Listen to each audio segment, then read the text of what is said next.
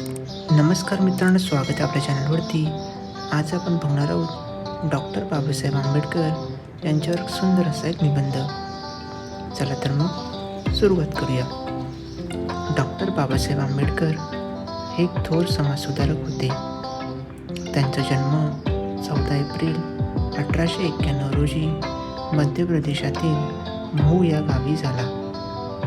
त्यांच्या वडिलांचे नाव रामजी सकपाळ आणि आईचे नाव भीमाबाई असे होते.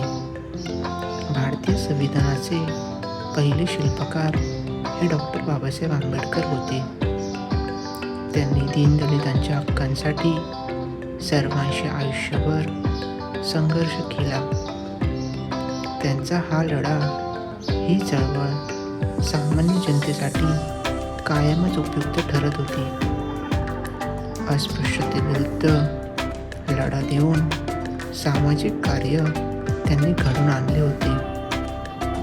त्यांच्यामुळे, या लढ्यामुळे भारतात सर्व ठिकाणी समानता आणि बंधुता प्राप्त झाली. त्यांच्या मते शिक्षण हा समाजाचा एक भक्कम आधार असतो. शिक्षणामुळे स्वतःची एक वेगळी ओळख निर्माण होते. त्यांनी सुद्धा अनुकूल परिस्थितीत आपले शिक्षण पूर्ण केले होते. त्यांनी महिलांचे आणि श्रमिकांचे हक्क सुरक्षित करण्यासाठी महत्त्वाचे योगदान दिले होते. त्यांनी बौद्ध धर्माचा स्वीकार करून समाजात परिवर्तन घडवले. समाजाला दिशा आणि योग्य मार्गदर्शन करणारा या महान नेत्याला माझा कोटी कोटी प्रणाम. धन्यवाद.